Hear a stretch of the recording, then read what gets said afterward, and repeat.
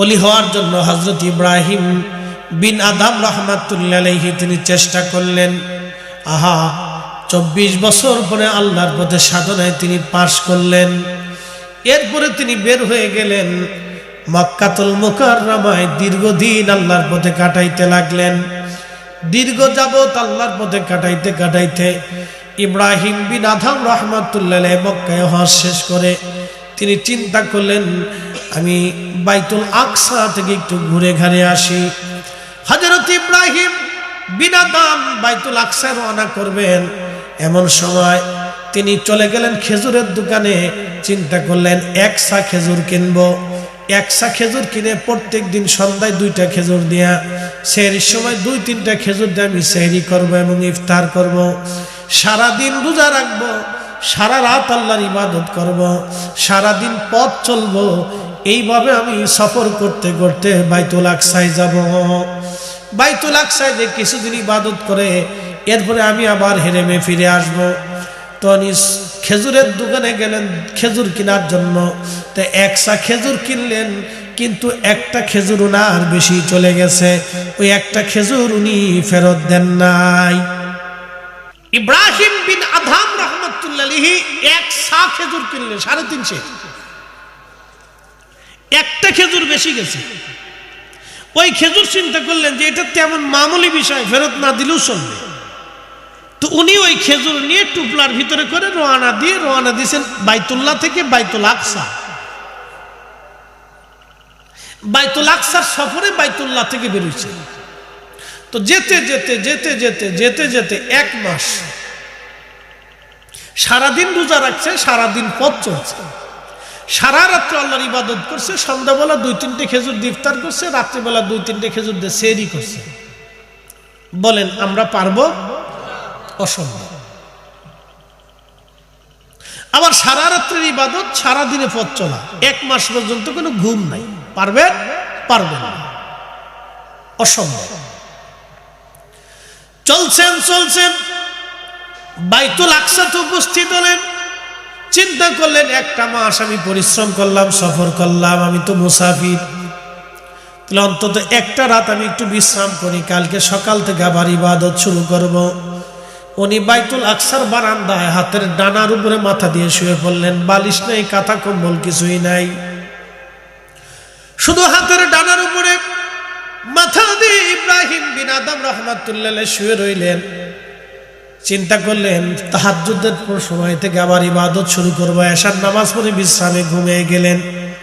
গভীর ঘুমে আচ্ছন্ন স্বপ্নের ভিতরে দেখলেন 2জন ফেরেশতা বাইতুল আকসার ভিতরে প্রবেশ করতেছে ওই বারান্দার দরজা দিয়ে।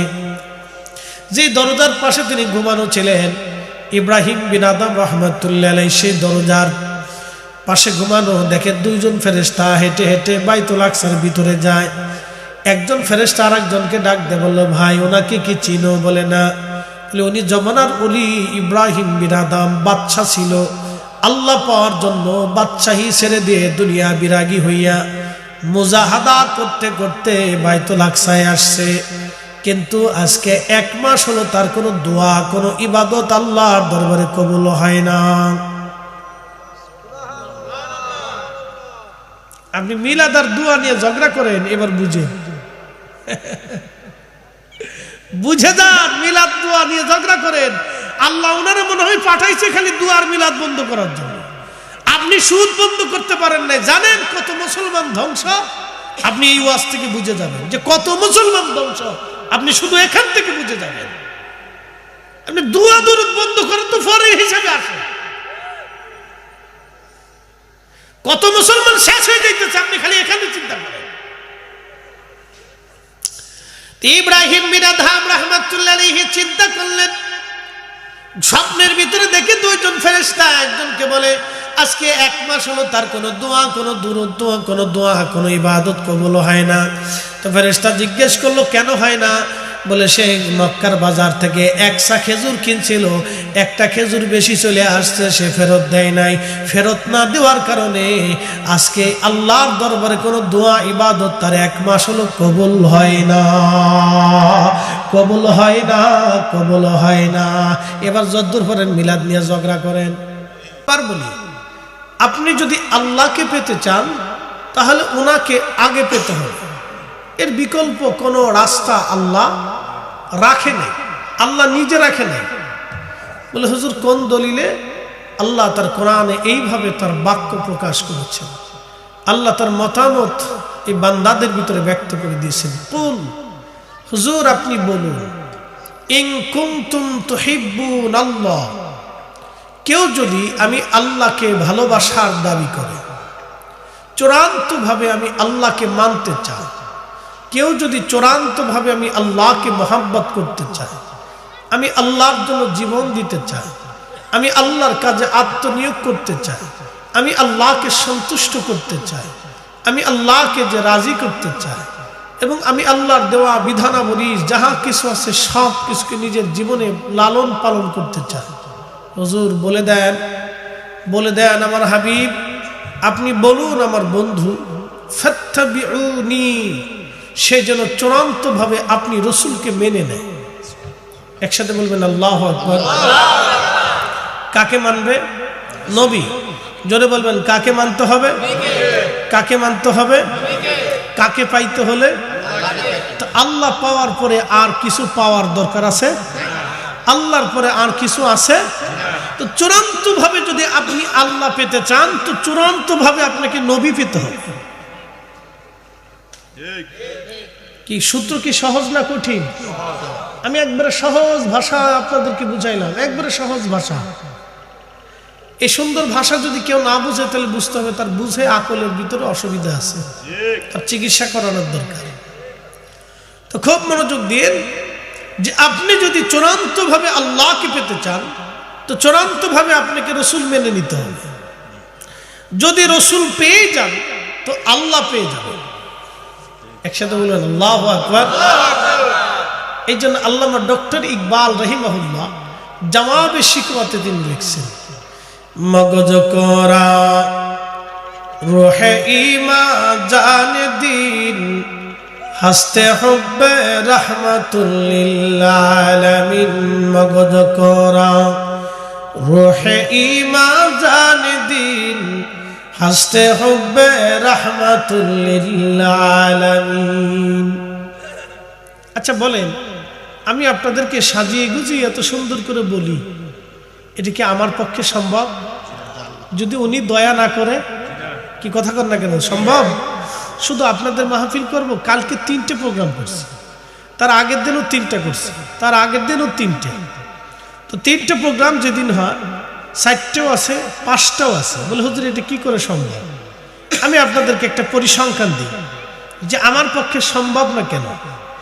আপনাদের এখানে 2 ঘন্টা, পরবর্তী প্রোগ্রামে একবারে মিনিমাম হলো 2 ঘন্টা, তাহলে 24 ঘন্টা 4টে ঘন্টা শুধু আমাকে কথা বলতে হয়, মানুষকে বুঝাইতে হয়। তো খুব মনোযোগ দিয়ে, তো এই বুঝাইতে আমাকে আবার আসতে হয়, ঘুমাইতে হয়, বিশ্রাম করতে হয়, খাইতে হয়, ভিতরে নামাজ আছে, রোজা আছে, জিকির ফিকির আছে, বাকি আনুষঙ্গিক কাজ দিয়ে আমি কতটুকু সময় পাই এখন আপনি বুঝেন। এরপরে 3টে যদি হয় তাহলে 6 ঘন্টা আলোচনা করতে হয়, 4টে যদি হয় তো মিনিমাম হলো 7 ঘন্টা আমাকে বক্তব্য দিতে হয়, 5টা যদি হয় তাহলে মিনিমাম আমাকে 8 ঘন্টা বক্তব্য দিতে হবে একদিনে। তো 24 ঘন্টার 8টা ঘন্টা শুধু আমার বক্তব্যের ভিতরে চলে যায়, বাকি সময়টা আমি কি করব? আপনি এবার চিন্তা করেন। যে আমি মাঝে মধ্যে চিন্তা করি এটা আমার পক্ষে সম্ভব না, এটা আল্লাহ পাকের অপার মেহেরবানিতে আবার সাজিয়ে গুজিয়ে আপনাদের সামনে বক্তব্য দিচ্ছি। কোনো একটা বক্তব্য যদি টান জিহ্বা থেকে বের হয়ে উল্টা পাল্টা হয়ে যায় তো ক্যামেরায় এটা রেকর্ড থাকবে, আর এটা রেকর্ড থাকার পরে পরবর্তী পর্যায়ে এটার উপর এফেক্টস করবে। চিন্তা করেন 8 ঘন্টা বক্তব্য দিলে আমাকে সুস্থ মস্তিষ্কে ঠান্ডা মাথায় আপনাকে বুঝাইতে হবে, তাহলে এটাকে আমার শক্তির পক্ষে সম্ভব? তো দয়া করে কে? আল্লাহ। একসাথে বলেন কে করে? আল্লাহ ছাড়া আমাদের আর কিছু। আপনি দেখেন তো আপনার চোখের দিকে তাকান, শিশুকালের চোখ আর বৃদ্ধকালের চোখ কি একরকম? পরিবর্তন কে করে? তার অর্থ আমাদের চোখটাও আমাদের নিয়ন্ত্রণে নাই। আমার শরীরে দেখেন তো শিশুকালের শরীরের গঠন আর বৃদ্ধকালের শরীরের গঠন এক না। যতদিন বাড়তে থাকে গঠন প্রণালী চেঞ্জ হতে থাকে, শক্তি চেঞ্জ হয়, চোখের আলো চেঞ্জ হয়, কানের পাওয়ার চেঞ্জ হয়, শরীরের শক্তি, ত্বকের শক্তি, চুলের শক্তি, জবানের শক্তি, জিহ্বার শক্তি, এই আপনার অঙ্গ প্রত্যঙ্গগুলি তত ধীরে ধীরে নিস্তেজ হয়, রক্ত তত ঠান্ডা হতে থাকে। তাহলে বলেন শরীরের এই কন্ডিশন, এই শরীরের এই বিন্যাস, সেটা কি আমাদের নিয়ন্ত্রণে না আল্লাহর? তাহলে আমাদের আছে কি? বলেন একসাথে বলেন, যারা এখনো ঘরে বসে রয়েছেন তারা বলেন আপনাদের আছে কি? তো কিছু না থাকলে ঘরে বসে রয়েছেন কি? প্রশ্ন আছে না ভাই? আমি তো প্রশ্ন করতে পারি, যদি কিছু না থাকে তাহলে ঘরে এখনো বসে রয়েছেন কেন? আমি তো নির্দিষ্ট সময়ে পৌঁছাইছি। আপনাদের বুঝতে হবে যে আমরা যাকে দাওয়াত করে এসেছি সে নির্দিষ্ট সময়ের আগে এসে খাওয়া দাওয়া করে কমপ্লিট করে সে নির্দিষ্ট সময় পৌঁছে গেছে। অতএব আমি একটা নির্দিষ্ট সময় ছেড়ে দিয়ে চলে যাব। তাহলে হুজুররা আছেন, তো বিশা হুজুর আছেন বা প্রধান অতিথি আছেন, তারাও একটা নির্দিষ্ট সময় আসবে, এসে ছেড়ে দিয়ে তারাও চলে যাবে। তাহলে আমরা কেন সারা বছর পরে একটা প্রোগ্রামে আমরা কেন বাড়ি বসে থাকবো? যারা বাড়িতে আছেন তারা চলে আসেন, সময় নষ্ট করার প্রয়োজন নাই ভাই। যেটা চলে যায় এটা পাওয়া যায় না। কথা ঠিক আছে না? আমাদের জীবনে বাসি কত বছর? বাংলাদেশের বর্তমান গড় আয়ু 65 বছর। যুবকরা ভিতরে চলে আসো, বাচ্চারা চলে আসো, চলে আসো বাবা, ভিতরে এসে বসো, একটু মনোযোগ দেন। আমাদের গড় আয়ু কত বছর? 65 বছর। তা আমি 60 বছরই ধরলাম। তো মানুষ প্রত্যেক দিন 8 ঘন্টা ঘুমায়, তাকে মিনিমাম 8 ঘন্টা বিশ্রাম করতে হয়। তো 8 ঘন্টা ঘুমানোর পরে একটা লোক 8 ঘন্টা যখন ঘুমায় তখন বাকি থাকে আর মাত্র 16 ঘন্টা। এই 16 ঘন্টার ভিতরে তার কাজ আছে, ব্যবসা আছে, বাণিজ্য আছে, হেলা আছে, খেলা আছে, ধুলা আছে, বন্ধু বান্ধবের আড্ডা আছে, কর্তব্য আছে, নানান সময়ে আপনার জীবনে আপনি হিসাব করেন যে 24 ঘন্টায় আপনি কতটুকুন আল্লাহর ইবাদত করেন। শেষ, আমার ওয়াজ আর লাগবে না। এই যারা যেখানে আছেন, যে মতেরই আছেন, যে পীরের মুরিদ আছেন, সুন্নি গাইরে সুন্নি, যারা যে পীরের মুরিদ আছেন, যে মতের আছেন, যে দলের আছেন, তারা সবাই আসেন এবং বসেন আমার কথা শুনে। আপনি 24 ঘন্টায় কত ঘন্টা আল্লাহর ইবাদত করেন আপনি একটু পরিসংখ্যান দেন। আজকে রাত্রিবেলা ঘুমানোর আগে মাত্র 10 মিনিট ফিকির করবেন। এটাকে বলা হয় ফিকির, তাফাক্কুর মানে চিন্তা। আপনি ঘুমানোর আগে 10 মিনিট চিন্তা করবেন যে আপনি কত সময় 24 ঘন্টায় আল্লাহর ইবাদত করেন। বাস তখনই আপনি নিজেই বুঝতে পারবেন যে আপনি জান্নাতি নাকি জাহান্নামী। শেষ। তখন আপনি এমনি বুঝতে পারবেন যে কিয়ামতে আপনার রাসূল দরকার কিনা, আমার আর দলিল লাগবে না। কি কথা বল না? তখন আপনি নিজেই বুঝবেন যে কিয়ামতে আমার রাসূল কেন দরকার, কেন রাসূল দরকার। আপনি তখনই বুঝবেন যে 24 ঘন্টার কত ঘন্টা আপনি আল্লাহরে খুশি করছেন, আর কত ঘন্টা আপনি দুনিয়াকে খুশি করছেন, কত ঘন্টা আপনি আল্লাহকে খুশি করছেন, কত ঘন্টা আপনি দুনিয়াকে খুশি করছেন। বাস শেষ। তখনই বুঝবেন যে কিয়ামতের ময়দানে রাসূল কেন লাগবে, আর আমরা কেন বারবার রাসূলের প্রশংসা করি। আপনার ঝগড়া করতে হবে না, আপনি তখনই এমনি মাথা হেঁট হয়ে আসবে যে হ্যাঁ না এটা ঠিক আছে, সত্য। আপনি যদি হিসাব করেন তাহলে অল্প সময় আমরা আল্লাহর ইবাদতে কাটাই। শোনেন, আমরা যে বক্তব্য দিয়ে চলে যাই না, শেষে আমাদেরও চিন্তা হয় যে আল্লাহ কতটুকু সময় আমরা দুনিয়াতে তোমার কাজে ব্যয় করলাম। কিন্তু আমরা যত সময় বক্তব্য দিচ্ছি তত সময় কিন্তু আমরা বেহেশতের বাগানে কাটাই এবং পরবর্তী প্রোগ্রামের জন্য আমরা রওনা দিই। তার অর্থ হচ্ছে আমরা যখন ঘরের থেকে বের হই কোনো নেক কাজের জন্য, তখন আল্লাহ রাসূল বলছেন তখন ওই বান্দাকে আল্লাহ নেক কাজের অন্তর্ভুক্ত তার সফরটাকেও করে দেয় এবং বাড়ি ফেরা পর্যন্ত আল্লাহ ওই কাজটুকু নেকের কাজের ভিতরে অন্তর্ভুক্ত করে দেয়। আপনি মসজিদে যাবেন, আজান হয়ে গেছে, নিয়ত করছেন মসজিদে যাবেন, তো নিয়ত যখনই করছেন তখন থেকে নেক শুরু, আবার বাড়ি পৌঁছানো পর্যন্ত নেক থাকবে। একসাথে বলবেন আল্লাহু আকবার। বুঝতে হবে। তাহলে আমরা 24 ঘন্টায় আমাদের উদ্দেশ্য থাকে এই কাজে, ভিন্ন উদ্দেশ্য যখন চলে যায় তখন নেক নিয়ত ভিন্ন দিকে প্রবাহিত হয়। তো 24 ঘন্টার এই কাজের ভিতরে থাকার পরেও মাঝে মধ্যে আমরা চিন্তা করি যে আমাদের কিছুই নেই, কিচ্ছু করিনি, আমাদের কিচ্ছু করিনি, আমরা কিছুই করা হয়নি আমাদের। আপনাকেও চিন্তা করতে হবে যে আমি আল্লাহর জন্য কতটুকুন কাজ করছি। বাস ওয়াজ আমার শেষ। কোরআন আল্লাহ বললেন فمن يعمل مثقال ذرة خيرا يره الله اكبر তুমি যদি অনুপরিমাণ নেক কাজ করো আমি আল্লাহ তারও বেনিফিট প্রতিদান তোমাকে দিয়ে দিব। আর একটু জোরে বলেন সুবহানাল্লাহ। অনুপরিমাণ একসাথে বলেন কি পরিমাণ? অনু চিনছেন নি আপনারা? অনু কি চোখ দিয়ে দেখা যায়? দেখা যায় না, এটা অনুবীক্ষণ যন্ত্র দিয়ে দেখতে হয়। তো এই অনুপরিমাণ নেক কাজ যদি তুমি করো আমি রব তোমাকে তারও প্রতিদান দিয়ে দিব। একটু মনোযোগ দিবেন। আমাদের দেশে আমরা ইবাদতকে বেদাত বানাইছি, বলতেছি ইবাদতকে আমরা বেদাত বানিয়েছি, বুঝাইতেছি আপনাকে। প্রিয় উপস্থিতি, কাশীপুরবাসী মাইকের আওয়াজ যত দূর পর্যন্ত যাচ্ছে খুব মনোযোগ দিয়ে কথাগুলি শুনে যাবেন। আমাদের মাযহাবের ইমাম আবু হানিফা রাহমাতুল্লাহি আলাইহি তিনি প্রত্যেক এশা রুজু দিয়ে সারা রাত্র ইবাদত করে তিনি ফজরের নামাজ ওই ওযু দিয়ে আদায় করতেন। এইভাবে তিনি 1 আর 2 বছর করেন নাই, একটানা 40 বছর ধরে তিনি আদায় করলেন। একসাথে বলবেন না সুবহানাল্লাহ? কত বছর? জোরে বলেন। আচ্ছা উনি কি এশার নামাজ পড়ে ঘুমায় থাকলে হতো না? হয়তো কিনা? আবার উঠে জামাতে ফজর পড়লে হতো না? বলেন। আমি আপনাদেরকে একটা হাদিস শুনি। আল্লাহর নবী বললেন আমার উম্মত তোমরা যদি এশার নামাজ জামাতের সাথে পড়ো এবং ফজরের নামাজ যদি তোমরা জামাতের সাথে পড়ো তাহলে সারা রাত্র ইবাদত করলে যে নেকি তুমি ঘুমায় থাকলেও আল্লাহ তোমার আমলনামায় সেই নেকি দেবে।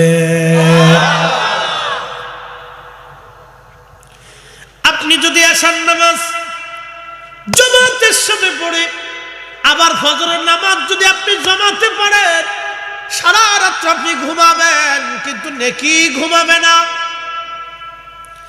সারা রাত আপনি ঘুমাবেন কিন্তু মুনকার নেকির আপনার কিরামান কাতিবিন ঘুমাবে না।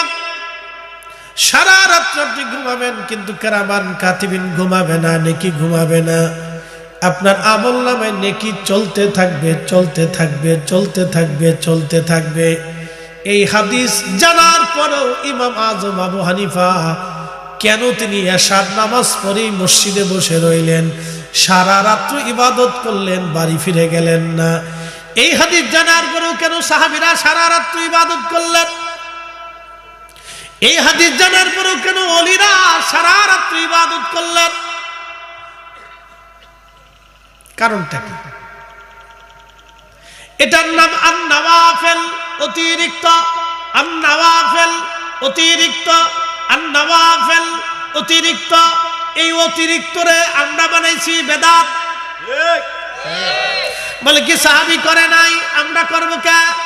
বাস পাইছে এক শয়তানের যুক্তি, এই যুক্তি দিয়ে বসে দিচ্ছি। আপনি শয়তানের যুক্তি বললেন কেন? শয়তানের যুক্তি, এই যুক্তি তো পৃথিবীর কোন উসুল বিদ্যায় নেই। উসুল বিদ্যার যুক্তি হলো মা উহদিসা মিম্মা ইউখালিফু কিতাবান, যেটা কোরআনের বিপরীত, আও সুন্নাতান, যেটা সুন্নাত রাসূলের বিপরীত, আও আসারান, যেটা সাহাবী এবং তাবিঈন তাবিঈনদের আমলের আচরণের বিপরীত, আও ইজমান, যেটা ইজমাই উম্মত উলামায়ে মুজতাহিদিন লক্ষ লক্ষ হাদিসের হাফেজরা বসে যে সিদ্ধান্ত দিয়েছিলেন সেই সিদ্ধান্তের বিপরীত। এই বিপরীত কাজটাকে বলা হয় বেদাতে দলালা। আর উন্না বানিয়েছেন সাহাবী করে নাই, আমরা করব না। এখন আমার প্রশ্ন, সাহাবী করে নাই আমাদের ইমামরা কেমনে করলেন আমি বুঝাইতেছি। ইমাম আবু হানিফা এশার ওযু দিয়ে ফজর পড়েছেন 40, কোন সাহাবী পড়ে নাই? বলেন তো, সাহাবী যেই কাজ করে নাই ইমাম আজম সেই কাজ করলো কেন? কোন সাহাবী হাদিসের কিতাব লিখে যায় নাই, ইমাম বুখারী লিখলো কেন? কি প্রশ্ন আসে না ভাই? কোন সাহাবী হাদিসের কিতাব সংকলন করে নাই, তো ইমাম বুখারী করলো কেন? কোন সাহাবী হাদিস বলার আগে, লেখার আগে, হাদিস বর্ণনা করার আগে রাসূলের রওজা জিয়ারত করে নাই, তো ইমাম বুখারী বুখারী শরীফের হাদিস লেখার আগে নবীর রওজা জিয়ারত করলো কেন? কি কথা কন না কেন? আমার যুক্তি আছে না? তো সাহাবী যেটা করে নাই সেটা ইমাম বুখারী করলো কেন? তাহলে বুখারী বেদাতি, ইমাম আযম আবু হানিফা বেদাতি, ইমাম মালিক 80 বছর মদিনার সীমানার ভিতরে জুতা পরেন নাই, থুতু নিক্ষেপ করেন নাই, পায়খানা পেশাব করেন নাই, অথচ সোয়া লক্ষ সাহাবী মদিনাতে বিচরণ করেছে, কোন সাহাবী কোনদিন জুতা ছাড়া চলে নাই। তো সাহাবী জুতা পরলো, ইমাম মালিক জুতা পরলো না, তাহলে ইমাম মালিক বেদাতি? এগুলো হচ্ছে আমাদের দেশের দলের টানের ফতোয়া। কি কথা কর না কেন? কোন টান? দলের টান। ওনার দল এটা বেদাত বলছে, ওটা বেদাত ওনাকে বলতেই হবে। এই দলের টানে বেদাতের ফতোয়া, অন্য কিছু না। প্রিয় উপস্থিতি, খুব মনোযোগ দিবেন। এটার নাম আন-নওয়াফিল, অতিরিক্ত ইবাদত। ইমাম বুখারী হাদিস লেখার আগে আমার নবীজি রওজা জিয়ারত করলেন। জিয়ারত করার পরে শুধু জিয়ারত করেন নাই, বুখারী শরীফে একটা হাদিস লেখার আগে তিনি আগে গোসল করলেন। শুধু গোসল করলেন না, গোসল শেষ করার পরে তিনি রওজা শরীফে গেলেন, আল্লাহর হাবিবের জিয়ারত করলেন। জিয়ারত শেষ করার পরে এসে বুখারী শরীফ লিখলেন, বুখারীতে হাদিস লিখলেন। এইভাবে সহিহ বুখারীতে তাকরার সহ ৭,০০০ প্লাস হাদিস আছে। তাহলে ইমাম বুখারীর ৭,০০০ বার গোসল করলেন, ৭,০০০ বার আমার নবীর রওজা জিয়ারত করলেন। একবার জোরে বলা যাবে আল্লাহু আকবার। কত হাজার বার? শোনেন, আমি ওয়াজ করি কাট্টা কাট্টা, ছাক্কা ছাক্কা। আমার কথা যতটুকু সময় থাকবে খুবই মূল্যবান কথা থাকবে, যুক্তিপূর্ণ। এর বাহিরে আমার সময় খুব কম। জীবনের সামান্য একটু সময় আল্লাহ আমাকে দিয়েছেন, তো সামান্য সময়ে যতটুকুন খেদমত করতে পারি অতটুকুনই যথেষ্ট। আল্লাহ যতটুকুন করা, কথা ঠিক আছে না ভাই? 1000 মানুষের ভিতরে যদি 10 জন মানুষও বুঝে, তাও আমার সাকসেস, কামিয়াবি আছে। একজন মানুষও যদি বুঝে, তাও কামিয়াবি আছে। ইমাম বুখারী তিনি ৭,০০০ প্লাস হাদিস বুখারী শরীফে লিখছেন। তাই একবার করে গোসল করলে ৭,০০০ বার গোসল হয়েছে, একবার করে জিয়ারত করলে ৭,০০০ বার জিয়ারত করছেন। রাসূল করিমের জিয়ারত করে তারপর বুখারী শরীফের হাদিস লিখছেন, যা জীবনে কোনো সাহাবী করে নাই, কোনো তাবিঈ করে নাই, কোনো তাবিঈনও করে নাই। তাহলে উনি বেদাত করছে? বলেন, ওনাকে বেদাতি বললে পৃথিবীতে আর মুসলমান থাকে কেনা? কি কথা ঠিক আছে না? উনি যদি বেদাতি হয় তো পৃথিবীতে আর দাতি আছে কেনা? তো দুনিয়াতে দাতি থাকে না। হ্যাঁ, আফসোস উম্মতের, এটা আন-নওয়াফিল, অতিরিক্ত। না করলেও পারতেন, না করলেও পারতেন, কিন্তু আন-নওয়াফিল অতিরিক্ত। কি অতিরিক্ত? ইশকে রাসূল। কি রাসূল? যারা বলেন কি রাসূল? কি রাসূল? এত মানুষ মদিনাতে জুতা পরলো, ইমাম মালিক পরলো না, এটা ইশকে রাসূল, তাজিমে রাসূল। রাসূলের তাজিম, মদিনার তাজিম, নবীর ইজ্জত। মদিনার সীমানার ভিতরে জুতা না পরা মানে রাসূলকে ইজ্জত করা, থুতু নিক্ষেপ না করা মানে রাসূলকে সম্মান করা, পায়খানা না করা মানে রাসূলকে সম্মান করা, তো রাসূলকে তাজিম করা। 80টা বছর একজন ব্যক্তি নিজের জীবনে বাধ্যতামূলক করে নিলেন, পেশাবও করেন নাই, পায়খানা করেন নাই, ভুলেও কোনোদিন একবার থুতু মদিনার সীমানাতে ফেলেন নাই। এটা আন-নওয়াফিল, কিন্তু ইশকে রাসূল এটা যদিও অতিরিক্ত, কিন্তু ইশকে রাসূল, ইশকে রাসূলের কারণে রাসূল তাকে বেদাতি বলেন নাই, বরং ইশকে রাসূলের তাড়নাতে আল্লাহর নবী একবার না, দুইবার না, 100 বার ইমাম আজম ইমাম মালিকের সাথে নবী দেখা করে গেলেন। আর জোরে জোরে এখন বলেন, বেদাত না ইবাদত? বেদাত না ইবাদত? আমরা ইবাদতকে বেদাত বানাইছি, ইবাদতরে বেদাত বানাইছি। আমরা করলে আমরা বেদাতি। আমরা হইছি বেদাতি বাস। এখন মুখে তো আর আমরা সিলাই করে দিতে পারি না, যে কেউ বলতেই পারে, তো বললে তো আর আমি বেদাতি হচ্ছি না। তো প্রিয় উপস্থিতি, এগুলি তো আসলে এক ধরনের অসুস্থতা। আল্লাহ আমাদেরকে এই অসুস্থতা থেকে বের করে নিয়ে আসুক। সকলে বলে নাও আমিন। আমি মনে করি এই ধরনের এক ধরনের এগুলি অসুস্থতা। প্রিয় উপস্থিতি, মনোযোগ দিবেন। হাজিরিন, আর নওয়াফিলের অতিরিক্ত আল্লাহর কোরআনে এর নওয়াফিলের প্রতি নবী আল্লাহ নিজে উদ্বুদ্ধ করে দিয়ে বললেন, ফামাই আমাল মিসকাল যাররাতিন খায়রান ইয়ারা। অনুপরিমাণ যদি তুমি নেক কাজ করো, আমি রব্বুল আলামিন তার বেনিফিট তোমাকে দিয়ে দেব। অনুপরিমাণ যদি করো, তার বেনিফিট আমি আল্লাহ তোমাকে দিয়ে দেব। ওয়া মান ইয়ামাল মিসকাল যাররাতিন শাররান ইয়ারা। অনুপরিমাণ যদি গুনাহের কাজ করো, আমি রব্বুল আলামিন তারও প্রতিদান তোমাকে দিয়ে দেব। অনুপরিমাণ গুনার কাজ করলে তারও প্রতিদান আমি আল্লাহ তোমাকে দিয়ে দেব। এই জন্য সুফিদের বক্তব্য হলো, গুনার কাজ যত ছোট হোক করব না, নেকের কাজ যত ছোট হোক ছাড়ব না। সুফিদের বক্তব্য হলো, গুনার কাজ যত ছোট হোক করব না, নেকের কাজ যত ছোট হোক ছাড়ব না।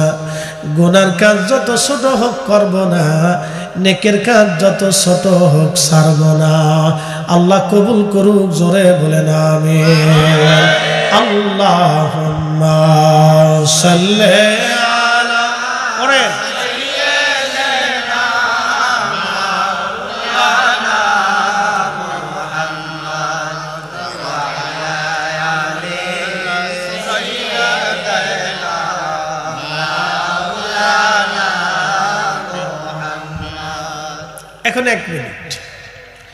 এখন কেউ যদি আমাকে জিজ্ঞেস করে, হুজুর এই যে আপনারা দলবদ্ধভাবে সুর দিয়ে দুরূদ পড়লেন, কোন সাহাবী পড়ছে? পড়ে নাই যেহেতু তাহলে বেদাত বলতে পারে। এখন আমি যদি তাকে জিজ্ঞেস করি, তাহলে বলেন তো, ঘন ঘটা করে দিন তারিখ নির্দিষ্ট করে আলেম ওলামা দাওয়াত করে, অতিথি সভাপতি প্রধান বক্তা লোকজন ভাড়া করে এইভাবে হুজুর দাওয়াত করে, এই সিস্টেমে মাহফিল কে কোন সাহাবী কোন দিন করছে সেও জবাব দিতে পারবে না। কি কথা কর না কেন? সেও জবাব। যদি জিজ্ঞেস করি, ভাইরে আপনি তো আমার কাছে দুরুদের দলিল চাইলেন, তাহলে বলেন তো আপনার বাড়ির মসজিদ সুন্দর করে পাকা বস্তা করে রং তামাশা করিয়া মিনার টিনার বানাইয়া একবারে সুন্দর উঁচু বিল্ডিং টিল্ডিং করে একবারে টাইলস টাইলস এসিমিসি লাগাইয়া সুন্দর করে এত ঢক শাক সুন্দর সাজসজ্জা নবীর কোন সাহাবী করছে? কোনো জবাব নাই।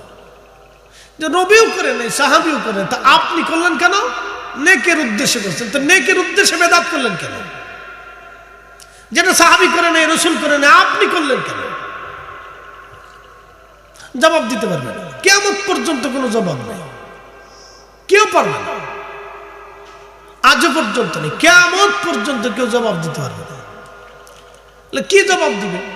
আমি যদি জিজ্ঞেস করি যে রাসূলের নবীর মসজিদ কাঁচা ছিল কেন, খেজুর পাতার ছাউনি ছিল কেন, নবী যদি বলতেন, হে সাহাবীরা তোমার রক্ত কেটে হলেও কলিজা কেটে হলো আমার মসজিদ প্রাসাদ করে দিতে হবে।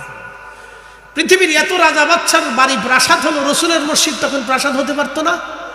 সাহাবী کرام জীবনের সব উজাড় করে হলো রাসূলের মসজিদ প্রাসাদ বানাই দিতে পারতো। কি কথা কন না কেন? তো নবী মসজিদও ওইভাবে রাখলেন, নামাজ ওইভাবেই পড়লেন। তো রাসূল মসজিদ পাকা করলেন না, আপনি মসজিদ পাকা করলেন। সব কি সাহাবীরা জানতেন না? তো সাহাবীরা সব জানার পরে রাসূলের মসজিদ পাকা করলো না, আপনি আপনার বাড়ির মসজিদ পাকা করেন, আপনি দলিল দেন। কিয়ামত পর্যন্ত দলিল খুঁজে পাবেন না, কোনো দলিল নেই। তো এই জন্য গুতাগুতি করলে গুতাগুতির কোনো শেষ নেই। কি কথা ঠিক আছে না ভাই? যদি আমরা খুশাখুশি করি তাহলে খুশাখুশির শেষ নাই। খুশাখুশি করলে পাল্টাপাল্টি করলে তো পাল্টাপাল্টি শেষ নাই। এখন প্রশ্ন হলো আমরা মাহফিল করব কেন? যদি আজকের এই মাহফিল না হতো তাহলে আমিও আসতাম না, আপনারাও বসতেন না। যদি না বসতেন তাহলে কোরআন হাদিসের এই কথাগুলো হতো না, জিকিরও হতো, দোয়া হতো, তাহলে বোঝা গেল সামান্য একটু বেদাতের ফতোয়ায় আমরা অনেক বড় উপকার থেকে মারুম হয়ে যেতাম। কথা ঠিক আছে নাকি? এই জন্য আমাদের বাড়িতে যদি মিলাদের মাহফিল হয়, যদিও নাম মিলাদ, কিন্তু কাজ হয় কার? না না, একসাথে বলেন, কার হয়? কোরআন তেলাওয়াত কার? জিকির কার? আমার রসুলের দুরূদ ছয়। কথা ঠিক আছে না ভাই? দোয়া হয় কার কাছে? তো আল্লাহর কাছে দোয়া হলো, যদিও নাম মিলাদ, কিন্তু দোয়া হয় কার কাছে? তাহলে বোঝা গেল এটা সাধারণ জায়গা থাকে না, এটা হিলাকুজ জিকির, এটা দুনিয়ার বেহেশতের বাগানে পরিণত হয়ে যায়। কথা বল ঠিক কিনা? তাহলে আপনি বেদাতের ফতোয়া যতই দেন, রসুল বলে দিয়েছেন এটা বেহেশতের বাগান। এবার মন চাইলি করেন, না চাইলি না করেন। আন-নওয়াফিল অতিরিক্ত, মন চাইলি করতে পারেন, না চাইলি নাও করতে পারেন। জোর করে আপনার বাড়ি যাই মিলাদ পড়াবো না, আমার বাড়ি এসে আপনি মিলাদ পড়াবেন না। কথা ঠিক আছে না ভাই? এটা আন-নওয়াফিল। যারা বলেন এটা কি আন-নওয়াফিল, অতিরিক্ত। আল্লাহ বলেন ফামাইয়ামাল মিসকালা যাররাতিন খাইরান ইয়ারা, অনুপরিমাণ নেক কাজ যদি করো তাহলে আমি বেনিফিট দিই। এখন প্রশ্ন রাখতে পারেন, ফরিদি হুজুর আপনি এত সুন্দর করে এগুলি সাজায় গোজায় বলতেছেন কেন? বলার পিছনে আমার একটা উদ্দেশ্য আছে। উদ্দেশ্য সহিহ বুখারী থেকে রাসূল বলে দিলেন, আমার উম্মত মান আদালি ওলিয়ান ফাকাদ আযানতুহু বিল হারব, আমার ওলিদের সাথে যারা দুশমনি করে আমি আল্লাহ তাদের সাথে যুদ্ধ ঘোষণা করি। এরপরে রাসূল বলেন ওলি কেমনে হয়? ওলি কেমনে হবে? আল্লাহর নবী বলতেছেন, আমার উম্মত যখন মানুষ ফরজ ইবাদত করে তখন আল্লাহ তার ইবাদতটাকে পছন্দ করে, এটা আল্লাহর কাছে অধিক পছন্দের ইবাদত। এরপরে যখন আমার উম্মত আন-নওয়াফিল অতিরিক্ত ইবাদত করে তখন আল্লাহ বান্দার দিকে ধাবিত হয়, বান্দা আল্লাহর দিকে ধাবিত হয়, বান্দার সাথে আল্লাহর একটা গোপন প্রেমের সম্পর্ক হয়ে যায়। বলে দিই কিভাবে হয়। আপনি একজন শ্বশুর বাড়ি আত্মীয়তা করছেন, শ্বশুর বাড়ি তো আপনার স্ত্রী আপনার এক মহিলাকে বিয়ে করে আনছেন, বিয়ে করার সুবাদে স্ত্রীর বোন আপনার আত্মীয় হয়েছে, তার ভাই আত্মীয় হয়েছে, তার মা তার বাবা আত্মীয় হয়ে গেছে, তার পরিবারের খালা খালু ফুফা ফুফু আত্মীয় স্বজন দাদা দাদি নানা নানি আপনার স্ত্রীর যারা আছে তারা আপনার আত্মীয় হয়ে গেছে। কথা ঠিক আছে না ভাই? শুধু এক বিবাহের কারণে কি হয়েছে, সে আপনার আত্মীয় হয়েছে, আপনি তার আত্মীয় হয়েছেন। এখন আত্মীয় হওয়ার সময়, বিবাহের সময় কিন্তু ইজাব কবুলের সময় শর্ত থাকে না যে আব্দুল করিম অমুক গ্রাম নিবাসী অমুকের ছেলে 1 লক্ষ টাকা দেল মোহরে 50,000 টাকা উসলে বাকি 50,000 টাকা রেখে এবং আপনার আব্বারে কাপড় চোপড় দিবে, আপনার মারে দিবে, আপনার ভাইরে দিবে, আপনার বোনেরে দিবে, আপনার খালারে দিবে, ফুফুরে দিবে, দাদিরে দিবে, মাঝে মধ্যে আপনার বাড়ি বেড়াইতে আসবে, মিষ্টি মিষ্টি নিয়ে আসবে, দই নিয়ে আসবে, এরপরে কিছু মুরগা টুরগা খাসিটা সেগুলো মাঝে মধ্যে আনবে, আপনাদেরকে খাওয়াবে, আপনারাও খাওয়াবেন। এই শর্তে আপনার সাথে বিয়ে। এরকম কোনো শর্ত আছে ভাই? তাহলে শ্বশুর বাড়ি গেলে মিষ্টি নেন কে?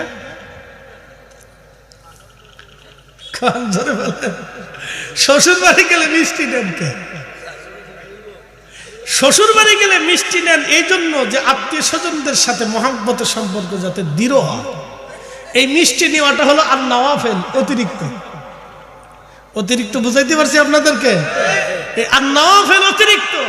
এই মিষ্টি নিলে, শালারে কাপড় দিলে, আপনার এই বোনের আপনার স্ত্রীর বোনকে আপনাদের দেশে কি বলে, এটা নাম বললে গালিগুলি হয়ে যাবে, শেষে গালি গালাজ করে। আচ্ছা, আপনার শালিকাকে যদি আপনি কাপড় চোপড় দেন, এই কিছু হাদিয়াটা দিয়ে দেন, এই গিফট টিপ দেন, এটা সেটা দেন, বিদেশ থেকে এটা সেটা পাঠান, তাহলে কি মোহাম্মত বাড়ে না কমে? বাড়ে। তো এটা নওয়াফিল, না দিলেও চলতো, কিন্তু দেওয়ার কারণে মোহাম্মত বাড়ে। আপনি সারা রাত ইবাদত না করলেও চলবে, কিন্তু যখন করবেন তখন আল্লাহর সাথে মোহাম্মত বাড়ে। আপনি আজকের মাহফিলে আসা শর্ত না, না আসলেও থাকবে। অনেকে আসে নাই, তাতে কিচ্ছু হবে না, আসাটা ফরজ না, কিন্তু আসছেন, আল্লাহর সাথে মোহাম্মত বাড়ল। আপনি দুরূদ পড়তেছেন, রাসূলের সাথে মোহাম্মত বাড়ল। আপনি কোরআন পড়তেছেন, রাসূলের সাথে মোহাম্মত বাড়ল। আপনি দোয়া করতেছেন, আল্লাহর সাথে সম্পর্ক বাড়ল। যখন সম্পর্ক বাড়তে থাকে বাড়তে থাকে বাড়তে থাকে বাড়তে থাকে, তখন সম্পর্ক হতে হতে এত দৃঢ় হয়, এত মহব্বত হয়ে যায়, আল্লাহর সাথে বান্দা, তখন বান্দার দুইটা চোখ আল্লাহ চোখ হয়, বান্দার দুইটা কান আল্লাহর কান হয়, বান্দার জবান আল্লাহর জবান হয়, বান্দার হাত আল্লাহর হাত হয়, বান্দার পা আল্লাহর পা হয়। তখন রাসূল বলেন ওয়া ইন সাআলানি লা উতিয়ান্নাহু, যখন বান্দা আল্লাহর কাছে কিছু চায় তখন আল্লাহ ওই বান্দার হাতকে ফিরায় না, সাথে সাথে দোয়াকে কবুল করে নেয়। আরো জোরে বলেন সুবহানাল্লাহ। এরা ওলি, জোরে বলেন এরা কি? এরা কি? আমার ভাইরা বলছেন বেলায়েত নিয়ে ওয়াজ করবেন, এটার নামই বেলায়েত। গাঞ্জা খাইয়া বেলায়েত হয় না, নামাজ রোজা বাদ দিয়ে, জিকির ফিকির বাদ দিয়ে, ইবাদত বাদ দিয়ে কখনো বেলায়েত হাসিল, এটাই বেলায়েত। প্রিয় উপস্থিতি, এটার নামই বেলায়েত। হাজরাতে আল্লাহর একজন মহান ওলি ছিলেন, তার নাম বন্ধুগণ ইব্রাহিম বিন আদহাম রাহমাতুল্লাহ আলাইহি। তিনি বলখের অনেক বড় জমিদার ছিলেন, বলখের অনেক বড় প্রভাবশালী একজন রাজা ছিলেন। তিনি চিন্তা করলেন সারা জীবন রাজত্ব করলাম, আল্লাহ পাইলাম না, তো আজকে আমাকে আল্লাহ পেতেই হবে। আল্লাহ পাওয়ার জন্য রাজত্ব ছেড়ে দিয়ে ইব্রাহিম বিন আদহাম রাহমাতুল্লাহ আলাইহি আল্লাহ রাস্তায় বের হয়ে গেলেন। তো আল্লাহ রাস্তায় বের হওয়ার জন্য তিনি একজন শায়েখ, একজন মুর্শিদের দরবারের দিকে রওনা করলেন। এখন আপনারা প্রশ্ন করতে পারেন, ফরিদে হুজুর, আল্লাহ পাওয়ার জন্য কেন পীর ও মুর্শিদের প্রয়োজন হবে? কেন আল্লাহর পথে সাধনার জন্য একজন পীর ও মুর্শিদের দরকার? কারণ কি? একজন হাক্কানি পীর ও মুর্শিদের প্রয়োজনীয়তা আমি আপনাদেরকে বলি, শুনে যান। আমি যেমন কামিল এবং ফিকা শেষ করতে আমার 22 বছর চলে গেছে। এই 22 বছরে আমি একটা সার্টিফিকেটের জন্য লড়াই করলাম, ঝড় বৃষ্টি তুফান উপেক্ষা করে মাদ্রাসায় গেলাম আসলাম, গেলাম আসলাম। প্রত্যেক দিন সকাল 10টা থেকে বিকেল 4টে পর্যন্ত আমরা ক্লাস করলাম। এরপরে বাড়ি এসে পড়লাম, আবার প্রাইভেট পড়লাম, পরীক্ষা দিলাম। এইভাবে বছরের পর বছর করতে করতে 22 বছর পার হয়ে গেল। 22 বছর পরে আমরা একটা দুনিয়ার সার্টিফিকেট পেলাম। এই সার্টিফিকেট পাওয়ার কারণে আপনারা আমাদের নামের আগে মাওলানা মুফতি বলেন। যদি সার্টিফিকেট না থাকতো তাহলে আপনারা মাওলানা মুফতি ডক্টর এগুলি কিছুই বলতেন না। এখন আমি যদি নামের আগে ডক্টর লাগাই হবে? আপনাকে বলছে আপনি কোথা থেকে ডক্টর ডিগ্রি করছেন, আপনার সনদ কি? তাই বললাম যে না, কোথা থেকে করিনি, এমনি লাগাইছে। তা আপনি হুজুর তো বিরাট বড় বাটপার, তাহলে আমাকে ডক্টর ডিগ্রি করা লাগবে, তারপরে নামের আগে ডক্টর। আমি যতটুকুন হয়েছি ততটুকুন, এর বেশি লেখার আর সুযোগ নাই। খুব মনোযোগ দিবেন। তো দুনিয়ার একটা বিদ্যার জন্য যদি 22 বছর আপনাকে লড়াই করতে হয়, তাহলে আপনাকে আধ্যাত্মিক একটা বিদ্যা আছে, যে বিদ্যার নাম ইলমে মারিফাত, তাসাউফের বিদ্যা। এই বিদ্যা অর্জন করার জন্য আপনাকে একজন শায়েখ, একজন মুর্শিদের কাছে বায়াত নেওয়া লাগবে। তার কাছ থেকে আপনাকে সবকের পর সবক, একটার পর একটা সবক আদায় করে করে করে করে আপনাকে ইলমে মারিফতের পথে অগ্রসর হওয়া লাগবে, নতুবা সম্ভব হবে না। দুনিয়ার ডাক্তারি বিদ্যা শেখার জন্য ডাক্তারের কাছে যেতে হয়, দুনিয়ার ইঞ্জিনিয়ারিং বিদ্যার জন্য ইঞ্জিনিয়ারের কাছে যেতে হয়, পদার্থ শেখার জন্য পদার্থবিদের কাছে যেতে হয়, রসায়নবিদের কাছে রসায়ন কাছে যেতে হয়, অঙ্কশাস্ত্র শেখার জন্য অঙ্কবিদের কাছে যেতে হয়, দুনিয়ার ইংরেজি শেখার জন্য ইংরেজি টিচারের কাছে যেতে হয়, আরবি শেখার জন্য আরবি টিচারের কাছে যেতে হয়, কোরআন শেখার জন্য কোরআনের শিক্ষকের কাছে যেতে হয়, হাদিস শেখার জন্য ইলমে হাদিসের কাছে যেতে হয়। অতএব ইলমে তাসাউফ শেখার জন্য অবশ্যই আপনাকে একজন কামিল মুর্শিদের কাছে যেতে হবে, নতুবা ইলমে মারিফত শেখা যাবে না। কথা কন না কেন? আমার দিকে তাকান। অ্যালোপ্যাথিকের বিদ্যা দিয়ে ওপেন হার্ট সার্জারি করা যায় না? না। হোমিও বিদ্যা দিয়ে কি ওপেন হার্ট সার্জারি করা যায়? যে হোমিও ডাক্তার, যত বড় ডাক্তার হোক, সে জীবনেও কোনোদিন ওপেন হার্ট সার্জারিতে পারবে না। আবার যে ওপেন হার্ট সার্জারি করে সে অনেক বড় ডাক্তার, সে কিন্তু হোমিওপ্যাথিক পারবে না। কিন্তু দুটোই চিকিৎসা শাস্ত্র, দুটোই চিকিৎসা শাস্ত্র। তো দুই চিকিৎসা শাস্ত্রের দুই রুলস, দুই নিয়ম। একই রোগের দুই ধরনের ওষুধ, একই রোগের দুই ধরনের ওষুধ, কিন্তু শেফা দেয় কে? না না, একসাথে বলেন, কে দেয়? একই রোগ, ধরেন আমার জ্বর হয়েছে, অ্যালোপ্যাথিকে গেলে এক ওষুধ, হোমিওতে গেলে আর এক ওষুধ, কবিরাজিতে গেলে আর এক ওষুধ। আমরা হুজুরদের কাছে আসলে পানি পড়া, কি কথা কর না কেন? আমরা হুজুরদের কাছে আসলে কি পানি পড়া। তো এখনকার তার পানি পড়ার গোড়ার ডিমও তার বরকত টরকত নাই। বলে হুজুর কেন নাই? আমরা এখন যত পানিতে খুঁজি কাজ হয় না, কাজ হয় না। বলে কারণ কি? আগের যুগে 3 গ্রাম মিলে এক মসজিদ ছিল, মসজিদের ইমাম সাহেব হুজুরে বলে তো মুন্সি সাহেব, ঠিক আছে না? তো মুন্সি তো খুব কড়া মুন্সি ছিল, যেই বাড়ির মহিলারা বেপর্দায় রাস্তায় চলতো মুন্সি সেই বাড়ি খাবার খাইত না। একসাথে বললেন আল্লাহু আকবার। মুন্সি তো মুন্সি, খুব কড়া মুন্সির মুন্সি, খুব মারাত্মক মুন্সি। আমরা দাওয়াত যে দেয় হেই খায়, হের বাড়ি দাওয়াত খায়, সুদখোরের বাড়িও খায়, ঘুষখোরের বাড়ি খায়, চোরের বাড়িও খায়। তো যার কারণে যতই দোয়া কালাম করে ফুদ এই কাম হয় না। সোজা হিসাব করে দিলাম, একবার অরিজিনাল কথা কই দিলাম। কি কথা কন না কেন? হক কথা দিতা। আগের যুগের ওলি যারা ছিলেন তাদের ইলমুল কাল ছিল, তারা জীবন চলে গেছে, কোনো হারাম খায় নাই। কথা কন না কেন? ঠিক কিনা? আমরা এখন যতই ফতোয়া দিই মিলাদ হারাম, মিলাদ হারাম, আরে মিয়া তোমার খাবার হালাল নাকি এটা চিন্তা করো। কি কথা কন না কেন? দোয়া বেদাত, দোয়া বেদাত, তোমার জিন্দেগি ঠিক আছে কিনা এটা চিন্তা করো। তুমি দোয়া বেদাত করবে না, তোমার দোয়া বন্ধ করার জন্য এদেশে পাঠাই নাই আল্লাহ।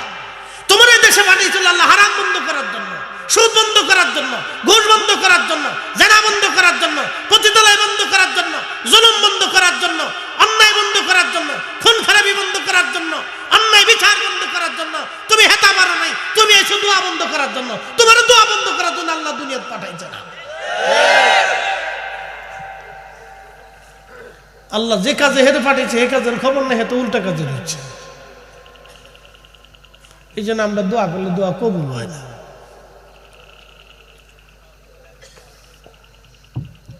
আমার কথা কি লজিক আছে? আর কি কয় যে না,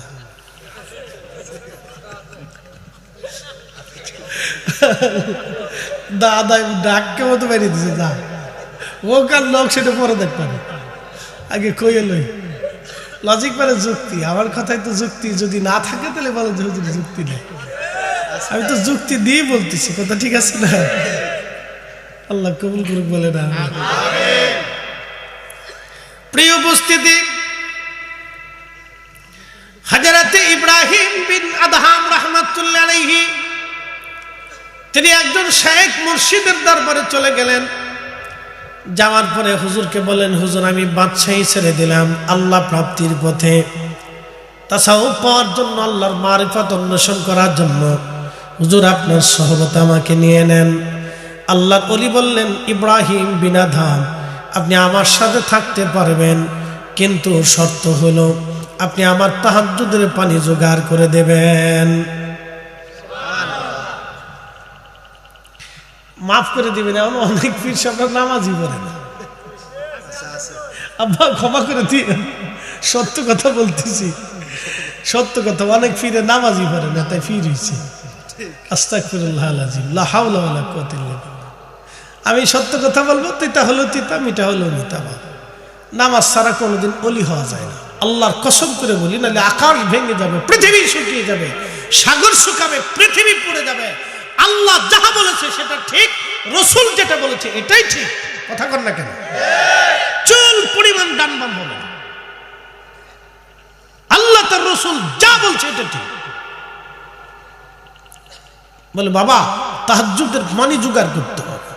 হুজুর হা করো। এই তাহাজ্জুদের পানি জোগাড় করতে করতে করতে করতে 12 বছর, সুবহানাল্লাহ কর। কত বছর? 12 বছর, একটানা 12 বছর পড়েছে। তাহাজ্জুদের পানি জোগাড় করতে করতে 12 বছর, 12 বছরের শেষ ওনার পীর মুর্শিদ ওনাকে পরীক্ষা করার জন্য ওনাকে ওনার একজন মুরিদকে পাঠাইলেন, বাবা যাও সে তো কুয়ার থেকে পানি উঠাই নিয়ে আসে, আজকে তার একটু পরীক্ষা করো। পরীক্ষা করার জন্য তার একজন পীর ভাই সেই কুয়ার ভিতরে তাহাজ্জুদের সময় গেছে। আপনি বুঝতেই পারতেছেন তাহাজ্জুদের সময় কুয়ার থেকে পানি উঠাই এনে তারপরে হুজুরকে গরম করে দিতে হবে। এটা ছিল ওই ইব্রাহিম বিন আদহামের খেদমত, যারে দুনিয়ার মানুষ দাসীবাদী রাজার খেদমত করত, আজকে তিনি আল্লাহ পাওয়ার জন্য একজন আল্লাহর ওলির খেদমতে দাঁড়ায় গেছে। একসাথে বলবেন আল্লাহু আকবার। এটা চারটিখানি কথা না, চারটিখানি কথা না। যে দুনিয়ার মানুষ তার খেদমত করত, সে বাচ্চা ছিল, রাজা ছিল, দুনিয়ার মানুষ তার খেদমত করত, আজকে সে সব ছেড়ে দিয়ে এক আল্লাহর ওলির খেদমতে তাহাজ্জুদের পানি সকালবেলা প্রত্যেকদিন তাহাজ্জুদের সময় পানি নির্দিষ্ট সময় উঠায় এনে পানি গরম করে হুজুরে দেয়। হুজুর ওযু করে আবার তাহাজ্জুদে দাঁড়ায়, নিজেও দাঁড়ায়, হুজুরও দাঁড়ায়। এখনকার দিনে কি মতো অ্যালার্ম ছিল, গড়ি ছিল? বুঝেন আপনি, একটা তাহাজ্জুদের পানি নির্দিষ্ট টাইমে ও আদায় করে দিতেই হবে। একদিন মিস করলে সর্বনাশ, একদিন মিস করলে সর্বনাশ। এই জন্য তাসাউফের পথ অত্যন্ত কঠিন, কিন্তু একবার যদি হাসিল হয়ে যায় তাহলে দুনিয়া আলোকিত হবে। সে চক্ষু বন্ধ করে আল্লাহর আসমান দেখতে পারবে যে কি আছে না আছে। এত পাওয়ার, এটা এত পাওয়ার যে পাওয়ারে খাজা বাবা আজমিরি আনা সাগরের পানি একটা লুটার ভিতরে নিয়ে এসেছিলেন। হযরত শাহজালাল ইয়ামানি জায়নামাজ বিছিয়ে দিয়েছিলেন সুরমা নদীর উপরে। আপনি কি মনে করেন শাহজালাল ইয়ামানি সেই দিন যদি জায়নামাজ সুরমাতে না বিছাইতে পারতেন ইসলামের স্বাদ পাইতেন?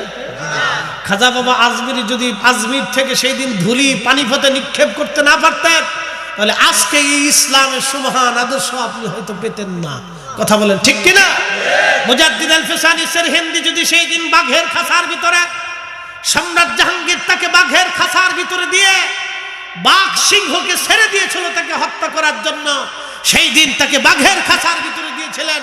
সেই দিন বাঘের সামনে যদি তিনি নামাজ না পড়তে পারতেন আর বাঘ যদি তাকে সেই দিন পাহারা না দিত তাহলে আজকের এই শোষিতুল ইসলাম হয়তো আপনার আমার নসিব হতো না। আপনাকে এগুলো বুঝতে হবে, নাম তাসাউফ। এই জন্য আউলিয়া কিরামকে কেউ যদি অস্বীকার করা তাহলে আমি মনে করি সে তার নিজের বাপকে অস্বীকার করছে।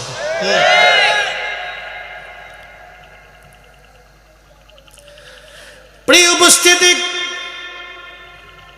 কাশীপুরবাসী মনোযোগ দিবেন। হযরত ইব্রাহিম বিন আদহাম রাহমাতুল্লাহ আলাইহি একাধারে 12 বছর পানি উঠাইলেন।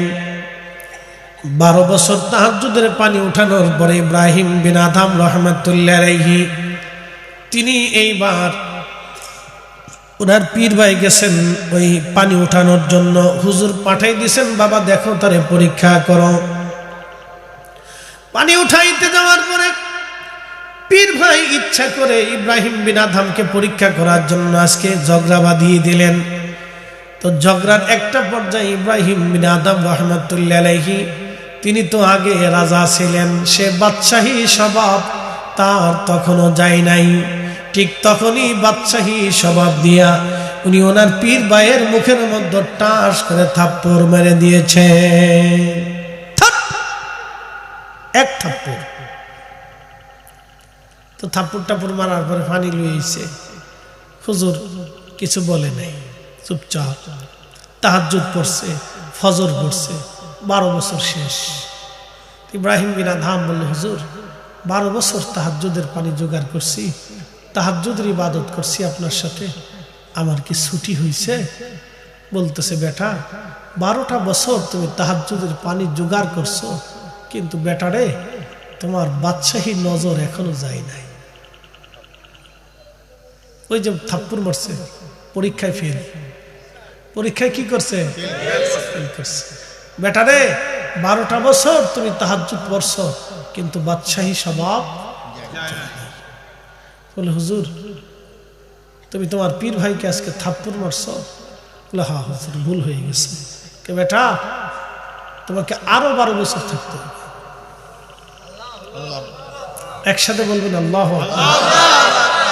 পারবো নি আমরা?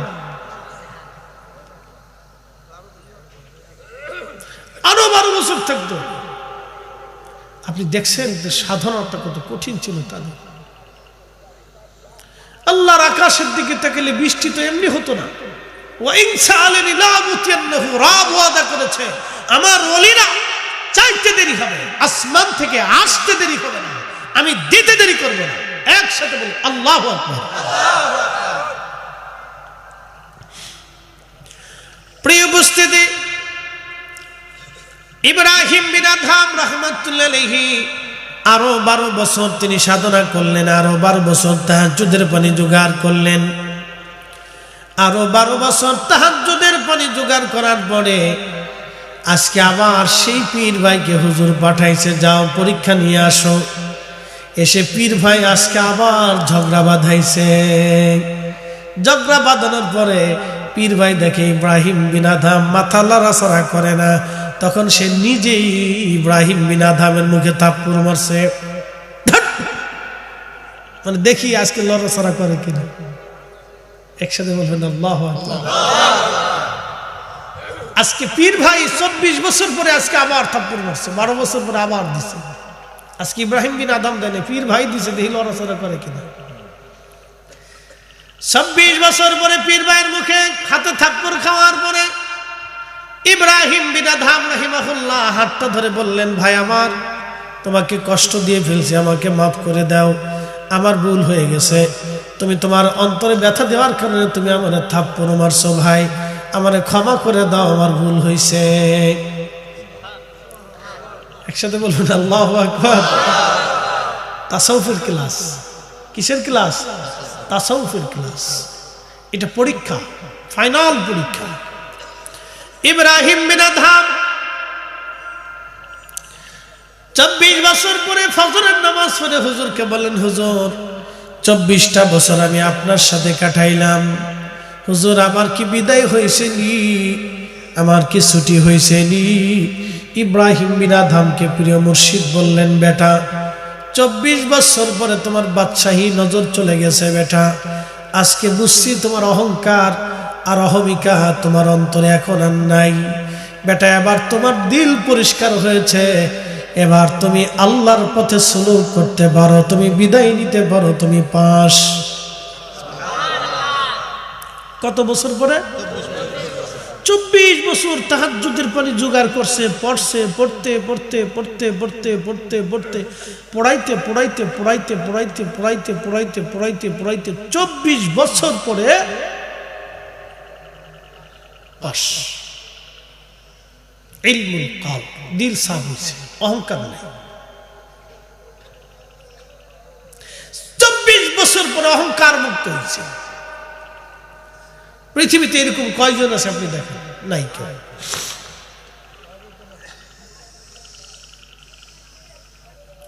আমরা বেহুদের ঝগড়া করি, বুঝছেন? জানাজার পরে দোয়া বন্ধ করে দাও। কে বন্ধ করার জন্য আপনি উঠে পড়ে লাগছেন? কে? হ্যাঁ, আপনার উঠা পরে বন্ধ করার জন্য দরকারটা কি? জানাজার দোয়া, ওই দোয়া তো এক দোয়া না। খিচুড়ি বিরিয়ানি এক জিনিস না, ফরজ আর মুস্তাহাব কি এক জিনিস হয়? আপনি ফরজ নামাজের পরে দোয়া করলে করতেও পারেন, না করলে নাও করতে পারেন, এটা আপনার ইচ্ছা। আর নওয়াফিল অতিরিক্ত। আপনি জানাজার পরে যে দোয়া করেন, এই দোয়াটা তো জানাজার দোয়া এক দোয়া না। আমি আপনাকে বলি, এখন পরিসংখ্যান দিই, খুব মনোযোগ দেবেন, আমি দলিল দেব না, যুক্তি দিয়ে বুঝাচ্ছি। জানাজার নামাজ আদায় করার সময় কি আপনি পূর্ব দিকে দাঁড়াইলে জানাজা হবে? কেন? শর্ত কেবলার দিকেই থাকতে হবে। কথা ঠিক আছে না ভাই? আচ্ছা, লাশ কি সামনে না থাকলে জানাজা হবে না? গায়েবী জানাজা বলে কোনো জানাজা ইসলামে নাই, এটা একটা ফালতু মতবাদ আমাদের দেশে। গায়েবী জানাজা বলে কোনো জানাজা ইসলামেই নাই, আপনি পড়বেন কেন? যেটা ইসলামে নাই আপনি সেটা পড়বেন কেন? আচ্ছা, গেল লাশ উপস্থিত না থাকলে কোনো জানাজা নাই, উপস্থিত লাশ সামনে থাকতেই হবে। আচ্ছা, গেল তো জানাজা লাশ সামনে উপস্থিত, এখন উপস্থিত না থাকলে জানাজা হবে না। এখন আপনাদেরকে বলি, জানাজার নামাজের পরে যে দোয়াটা হয়, এই দোয়ার জন্য কি লাশ সামনে রাখা শর্ত আছে? কোনো কেবলামুখী হয়ে থাকা কোনো শর্ত আছে? আচ্ছা, এরপরে জানাজার নামাজ কি অজু ছাড়া পড়লে হবে? হ্যাঁ, আচ্ছা, এই দোয়া অজু না থাকলেও হবে, কারণ এটা মুস্তাহাব। অজু না থাকলেও হবে, কিন্তু অজু থাকাটা উত্তম, না থাকলেও হয়ে যাবে, হয়ে গেছে, এটা মুস্তাহাব, ফরজ না, কিন্তু অজু থাকাটা মুস্তাহাব। আচ্ছা, তাহলে এটা অজু ছাড়া হয় না, এটা অজু না থাকলেও চলে। তাহলে এই দোয়া আর এই দোয়া কি এক দোয়া হলো? আচ্ছা, এরপরে আসে, এরপরেরটা হলো এই দোয়ার উদ্দেশ্যে কিছু নির্দিষ্ট দোয়া কালাম জরুরি, নির্দিষ্ট দোয়া, যেমন তাকবীর দেওয়া, সালাতের মতো কাতার করে দাঁড়ানো, এরপরে আপনার দোয়া পড়া, এরপরে সালাম ফেরানো, এই যে আনুষঙ্গিকতা আছে। বাকি দোয়াতে কি এগুলির কোনো উপস্থিতি আছে? এগুলি না হলেও চলবে, যে কোনো কোরআন শরীফ থেকে আয়াত পড়ে আপনি দোয়া করে দিলেন। এখন জানাজার পরে যে দোয়াটা হয়, এই দোয়াটা কিসের উদ্দেশ্যে দোয়া, এটা আমাকে বুঝতে হবে। এই দোয়াটা হচ্ছে আপ এবং মুস্তাহসান, অর্থাৎ আপনার ইচ্ছা হলে পড়তে পারেন, না পড়লেও না পড়তে পারেন, কিন্তু এটা কেন করে? যে মৃত্যুর পরে কিছু কোরআন শরীফ খতম থেকে দোয়া করে তার জন্য দোয়া হয়। যেমন এই জানাজার নামাজের পরে 100 লোক উপস্থিত আছে, তো ইমাম সাহেব হুজুর বলল যে দেখেন, প্রত্যেক সূরা ইখলাস একবার করে তেলাওয়াত করলে 10 পারা কোরআনের সওয়াব, 3 বার তেলাওয়াত করলে 3 খতম কোরআনের সওয়াব আছে, 1 খতম কোরআনের সওয়াব আছে। তাহলে আপনারা 100 জন আছেন, আপনারা 3 বার করে সূরা ইখলাস পড়েন, তো 100 জনে যদি 3 বার করে সূরা ইখলাস পড়ে, তাহলে কয়শো খতম হলো? 100 খতম। একসাথে বলবেন না সুবহানাল্লাহ? কত খতম হলো? 100 খতম। ওই 100 খতমের নেকিটা মরহুমের রুহের উপর বকশিশ করার জন্যই মূলত জানাজার পর এই দোয়াটা, এটা ভিন্ন কোনো উদ্দেশ্য নেই, এটা ফরজিয়াত না, এটি ইচ্ছা করলে করতে পারে, না করলে নাও করতে পারে, কিন্তু মূলত ওই যে তার রুহের উপরে নেকি বকশিশ করার জন্য এই দোয়াটা। এখন প্রশ্ন করতে পারেন যে হুজুর, এই দোয়ার ব্যাপারে কি রাসূলের ইজাজত আছে? হ্যাঁ আছে। মুতার প্রান্তরে রাসূল করিম মদিনায় দাঁড়াইয়া আল্লাহর নবী মুতার যুদ্ধে 3 জন সাহাবী শহীদ হল। প্রথম শহীদ হলো হযরত জায়েদ। নবী বললেন, জায়েদ শহীদ হয়েছে, আসো আমরা তার জানাজা পড়ি। ওয়াসাল্লা আলাইহি, হাদিসের পরিভাষা, ওয়াসাল্লা আলাইহি, নবীজি তাদেরকে নিয়ে সাহাবায়ে কেরাম নিয়ে তার জানাজা পড়লেন। ওয়া দাআ লাহু, এবং নবী দোয়া করলেন। ওয়া ইস্তাগফিরু লি আখিকুম, এবং নবী বললেন তোমরা তোমার ভাইয়ের জন্য ইস্তিগফার করো, ক্ষমা চাইতে থাকো। একসাথে বলবেন না সুবহানাল্লাহ? এটাই দোয়া, উদ্দেশ্য এটাই। নবীজি জানাজা পড়লেন, দোয়া করলেন, এবং সাহাবীদেরকে বললেন তোমরা ইস্তিগফার করো, তার জন্য ক্ষমা চাও। তার অর্থ হলো জানাজার পরে দোয়া করার অনুমতি আল্লাহ রাসূল দিয়ে রাখছেন। অতএব এটাকে নিষেধ করে ঘন ঘটা করে বিদায় করে মারামারি করা, ধরাধরি করা বন্ধ করতেই হবে, এগুলি এটা এক ধরনের, আমি মনে করি যে অতিরিক্ততা। এগুলি বন্ধ করার চাইতে আপনি সুদের কারখানা বন্ধ করেন, যান এটা বন্ধ করেন, পতিতালয় বন্ধ করেন, এটাও জরুরি, ফরজ হয়ে গেছে। কথা ঠিক আছে না ভাই? আপনি যদি পারেন তাহলে আপনার এলাকার একটা এনজিও বন্ধ করেন, দেখেন পারেন কিনা। কথা ঠিক আছে না ভাই? এটা বন্ধ করার চাইতে আপনি আগে এনজিও বন্ধ করেন, দেখেন পারেন কিনা। সবাই মিলে মিশে যায় একটা এনজিও বন্ধ করে দেন, যে এটা সুদ, সরাসরি সুদ করে মানুষকে গুমরা করতেছে, আমাদের দেশে বিষ ছড়াইতেছে, অসংখ্য মানুষের হালাল রুটি রুজিকে ধ্বংস করে দিচ্ছে। আমরা আজকে এই দেশে আমাদের এখানকার কোনো এনজিও চলতে দেব না। এটা বন্ধ করলে তাহলে আলহামদুলিল্লাহ আমরাও আছি। যেটা করার দরকার এটা না, খালি উল্টে ডালুয়ে রয়েছে। প্রিয় উপস্থিতি, আমি আমার মূল আলোচনার দিকে চলে যাচ্ছি। এগুলি হলো আর নওয়াফিল, অতিরিক্ত ইবাদত, করলেও করতে পারেন, না করলেও নাও করতে পারেন, কিন্তু করলে নেকি আছে, না করলে গুনাহ নাই। কিন্তু যেহেতু করলে নেকি আছে, সেহেতু নেকের কাজ যত ছোট হোক আমরা ছাড়ব না। আল্লাহ কবুল করুক, জোরে জোরে বলেন আমিন। প্রিয় উপস্থিতি, হাজিরিন খুব মনোযোগ দিবেন। বলছিলাম ওলি হওয়ার জন্য হযরত ইব্রাহিম বিন আদম রাহমাতুল্লাহ আলাইহি তিনি চেষ্টা করলেন। আহা, 24 বছর পরে আল্লাহর পথে সাধনায় তিনি পাশ করলেন। এরপরে তিনি বের হয়ে গেলেন মক্কাতুল মুকাররমায়, দীর্ঘদিন আল্লাহর পথে কাটাইতে লাগলেন। দীর্ঘ যাবত আল্লাহর পথে কাটাইতে কাটাইতে ইব্রাহিম বিন আদহাম রাহমাতুল্লাহ আলাইহি মক্কায় হজ শেষ করে তিনি চিন্তা করলেন, আমি বাইতুল আকসা থেকে একটু ঘুরে ঘাড়ে আসি।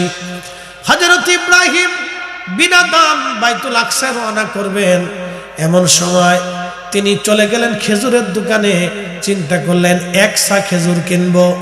এক সা খেজুর কিনে প্রত্যেক দিন সন্ধ্যায় 2টা খেজুর দিয়া, সেহরির সময় 2-3টা খেজুর দিয়ে আমি সেহরি করবো এবং ইফতার করব। সারাদিন রোজা রাখবো, সারা রাত আল্লাহর ইবাদত করব, সারাদিন পথ চলবো। এইভাবে আমি সফর করতে করতে বাইতুল আকসায় যাব। বাইতুল আকসায় যে কিছুদিন ইবাদত করে এরপরে আমি আবার হেরেমে ফিরে আসবো। তো খেজুরের দোকানে গেলেন খেজুর কেনার জন্য। তো এক সা খেজুর কিনলেন, কিন্তু একটা খেজুর ওনার বেশি চলে গেছে। ওই একটা খেজুর উনি ফেরত দেন নাই। ইব্রাহিম বিন আদহাম রাহমাতুল্লাহ আলাইহি এক সা খেজুর কিনলেন 350। একটা খেজুর বেশি গেছে। ওই খেজুর চিন্তা করলেন যে এটা তেমন মামুলি বিষয়, ফেরত না দিলেও চলবে। তো উনি ওই খেজুর নিয়ে টুপলার ভিতরে করে রওনা দিয়েছেন বাইতুল্লাহ থেকে বাইতুল আকসা। বাইতুল আকসার সফরে বাইতুল্লাহ থেকে বেরোইছে। তো যেতে যেতে যেতে যেতে যেতে যেতে 1 মাস সারাদিন রোজা রাখছে, সারাদিন পথ চলছে, সারা রাত্র আল্লাহর ইবাদত করছে, সন্ধ্যাবেলা 2-3টে খেজুর দিয়ে ইফতার করছে, রাত্রিবেলা 2-3টে খেজুর দিয়ে সেহরি করছে। বলেন আমরা পারবো? অসম্ভব। আবার সারা রাত্রের ইবাদত, সারাদিনে পথ চলা, 1 মাস পর্যন্ত কোনো ঘুম নাই। পারবেন? পারবেন না, অসম্ভব। চলছেন বাইতুল আকসাতে উপস্থিত হলেন। চিন্তা করলেন, 1টা মাস আমি পরিশ্রম করলাম, সফর করলাম, আমি তো মুসাফির, তাহলে অন্তত একটা রাত আমি একটু বিশ্রাম করি, কালকে সকাল থেকে আবার ইবাদত শুরু করব। উনি বাইতুল আকসার বারান্দায় হাতের ডানার উপরে মাথা দিয়ে শুয়ে পড়লেন। বালিশ নাই, কাঁথা কম্বল কিছুই নাই, শুধু হাতের ডানার উপরে মাথা দিয়ে ইব্রাহিম বিন আদহাম রাহমাতুল্লাহ আলাইহি শুয়ে রইলেন। চিন্তা করলেন তাহাজ্জুদের সময় থেকে আবার ইবাদত শুরু করব। এশার নামাজ পড়ে বিশ্রামে ঘুমিয়ে গেলেন। গভীর ঘুমে আচ্ছন্ন স্বপ্নের ভিতরে দেখলেন 2জন ফেরেশতা বাইতুল আকসার ভিতরে প্রবেশ করতেছে ওই বারান্দার দরজা দিয়ে। যে দরজার পাশে তিনি ঘুমানো ছিলেন, ইব্রাহিম বিন আদহাম রাহমাতুল্লাহ আলাইহি সেই দরজার পাশে ঘুমানো। দেখেন 2জন ফেরেশতা হেঁটে হেঁটে বাইতুল আকসার ভিতরে যায়। একজন ফেরেশতা আরেকজনকে ডাক দিয়ে বলল, ভাই ওনাকে কি চিনো? বলে না। উনি জমানার ওলি ইব্রাহিম বিন আদহাম, বাদশা ছিল। আল্লাহ পাওয়ার জন্য বাদশাহী ছেড়ে দিয়ে দুনিয়া বিরাগী হইয়া মুজাহাদা করতে করতে বাইতুল আকসায় আসছে। কিন্তু আজকে 1 মাস হলো তার কোনো দোয়া, কোনো ইবাদত আল্লাহর দরবারে কবুল হয় না। আপনি মিলাদ আর দোয়া নিয়ে ঝগড়া করেন, এবার বুঝে যান। মিলাদ দোয়া নিয়ে ঝগড়া করেন, আল্লাহ ওনারা মনে হয় পাঠাইছে খালি দোয়া আর মিলাদ বন্ধ করার জন্য। আপনি সুদ বন্ধ করতে পারেন নাই। জানেন কত মুসলমান ধ্বংস? আপনি এই ওয়াজ থেকে বুঝে যাবেন যে কত মুসলমান ধ্বংস। আপনি শুধু এখান থেকে বুঝে যাবেন। আপনি দোয়া দরুদ বন্ধ করেন তো পরে হিসাবে আসে। কত মুসলমান শেষ হয়ে যাইতেছে, আপনি খালি এখানে চিন্তা করেন। ইব্রাহিম বিন আদহাম রাহমাতুল্লাহ আলাইহি চিন্তা করলেন, স্বপ্নের ভিতরে দেখে 2জন ফেরেশতা একজনকে বলে, আজকে 1 মাস হলো তার কোনো দোয়া, কোনো দুরূদ, কোনো ইবাদত কবুল হয় না। তো ফেরেশতা জিজ্ঞেস করলো, কেন হয় না? বলে সে মক্কার বাজার থেকে 1 সা খেজুর কিনছিল, একটা খেজুর বেশি চলে আসছে, সে ফেরত দেয় নাই। ফেরত না দেওয়ার কারণে আজকে আল্লাহর দরবারে কোনো দোয়া ইবাদত তার 1 মাস হলো কবুল হয় না, কবুল হয় না, কবুল হয় না। এবার যদ্দূর পরেন মিলাদ নিয়ে ঝগড়া করেন, যারা বন্ধ করবার চান তো করেন, আপনি বন্ধ করেন। তা আসলটা তো বন্ধ করতে পারেন না। মুসলমান যেটা থেকে মুসলমান হবে সেটা পারেন নাই তো। মুসলমানের যেটা প্রয়োজন সেটা মুসলমান পারে নাই। বলেন অজু ছাড়া নামাজ হয়? হালাল খাবার ছাড়া ইবাদত কবুল হয়? তো মুসলমান আপনি এই কাশীপুর থেকে শুরু করে এই সারা এই থানার নাম কি, তিতাস, তিতাসের ভিতরে পুরা থানা খোঁজ নিয়ে দেখেন যে কয়জনের ঘরে হালাল খাবার আছে। আপনি দেখেন, আপনি খুঁজেন, খুঁজলেই পাওয়া যাবে, তার বেশি দূর যাওয়ার দরকার নেই। পরে আপনার মাথা হেট হয়ে আসবে যে আমরা মিলাদ নিয়ে, দোয়া নিয়ে, দুরুদ নিয়ে, কোরআন খতম নিয়ে, এইগুলি নিয়ে ঝগড়া করতেছি, যেটা আসল সেটার খবর নাই। ইব্রাহিম বিন আদহাম ঘুম থেকে ওঠার পরে থরথর করে কাঁপতেছে, ইয়া রব্বি, কি ভুল হয়ে গেল আমার, কি সর্বনাশ হয়ে গেল আল্লাহ, কি ভুল হলো আমার আল্লাহ। এই সময় যদি আমার মৃত্যু হয়ে যায়, না জানি কি কত বড় সর্বনাশ আমার হয়ে যাবে, কত বড় সর্বনাশ হয়ে যাবে, কত বড় সর্বনাশ হবে। ইব্রাহিম বিন আদহাম রাহমাতুল্লাহ কাঁদতে কাঁদতে পেরেশান হয়ে গেছে, ইয়া রব, আমার মৃত্যু দিও না আল্লাহ, আমার হেরেম পর্যন্ত না পৌঁছানো, ক্ষমা না পাওয়া পর্যন্ত মৃত্যু দিও না আল্লাহ, আমি দিন আদায় না করা পর্যন্ত মৃত্যু দিও না। এই জন্য আল্লাহ রাসূল কোন সাহাবী ইন্তেকাল করলে নবীজি তাকে কবর দেওয়ার আগে জিজ্ঞেস করতেন তার ঋণ কি পরিমাণে আছে, ঋণ কি পরিমাণে আছে। নবীজি তার ঋণ মওকুফ করার জন্য ঋণ খুঁজে খুঁজে পাওনাদারদেরকে এনে পাওনা মিটিয়ে দিতেন, না হলে ক্ষমা করাইতেন, আর না হলে গরিব সাহাবী হলে ধনী সাহাবীদেরকে ডেকে এনে বলতেন তার পাওনা মিটাও, তাকে পাওনা ঋণ রেখে কবরে দেওয়া যাবে না। আমার এখন ছেলে, বাপ মরে গেলে ছেলে কান্দে, আমার কি হবে, আমার কি হবে, নিজের চিন্তায় কান্দে, বাবা যে ঋণ আছে ঋণ মওকুফ করে চিন্তা করে না। আপনি আসলটা বুঝে যান, আসলটা বুঝে যাবেন। প্রিয় উপস্থিতি, খুব মনোযোগ দিবেন। হযরত ইব্রাহিম বিন আদহাম রাহমাতুল্লাহ আলাইহি কাঁদতে কাঁদতে ফজরের নামাজ পড়ে আবার বের হলেন। তিনি আবার 1 মাস সফর করলেন। দোকানদারের কাছে এসে দেখলেন নতুন একজন ছেলে, যুবক সন্তান বসে আছে। ছেলেটা বসা, ইব্রাহিম বিন আদহাম রাহমাতুল্লাহ আলাইহি সালাম দিয়ে বললেন, বেটারে, সন্তান আমার, বলো এই দোকানদার একজন মুরব্বী ছিল 2 মাস আগে। বলে হ্যাঁ। বলে তিনি কে? বলে তিনি আমার আব্বা যান। তিনি কোথায়? বলে হুজুর, তিনি 1 মাস আগে তিনি ইন্তেকাল করেছেন। বলে ছেলে আমার, বেটা আমার, তোমার আব্বা ইন্তেকাল করেছে? বলে হ্যাঁ। ছেলেরে, 2 মাস আগে তোমার আব্বার কাছ থেকে আমি 1 ছা খেজুর কিনেছিলাম। একটা খেজুর বেশি যাওয়াতে আমি তেমন কিছু মনে করি নাই, ওই খেজুরটা আমি তারে ফেরত দেই নাই। আজকে 2 মাস হলো আমার কোনো দোয়া, কোনো ইবাদত আমার কবুল হয় না। সন্তান রে, আল্লাহর বান্দা, তুমি আমার ওই একটা খেজুরের দিনা মাফ করে দাও। ছেলেটা ডাক দিয়ে বলল, হুজুর ক্ষমা করে দিবেন, ওই খেজুরের মালিক ছিল আমার আব্বাজান। আমার আব্বাজান আপনার কাছে খেজুর বিক্রি করেছিলেন। যখন আমার আব্বা খেজুর বিক্রি করেছিলেন তখন মালিক ছিল আমার আব্বা। ওয়ারিশ সূত্রে এখন মালিক আমরা 3 জন, আমি, আমার ছোট বোন, আমার মা। হুজুর, আমি আমার খেজুরের অংশ দিনা মাফ করে দিতে পারি, কিন্তু মায়ের অংশ, বোনের অংশ মাফ করার অধিকার আমার নাই। একবার জোরে বলেন আল্লাহু আকবার, আল্লাহু আকবার। ইয়া রাসূল, পবিত্র ঈদে মিলাদুন নবী জিন্দাবাদ, জিন্দাবাদ। কাশীপুর সুন্নি মহাসম্মেলন জিন্দাবাদ, জিন্দাবাদ। মুফতি জহিরুল ইসলাম ফরিদী সাহেব জিন্দাবাদ, জিন্দাবাদ। তেলের গাড়ি তেলে চলি,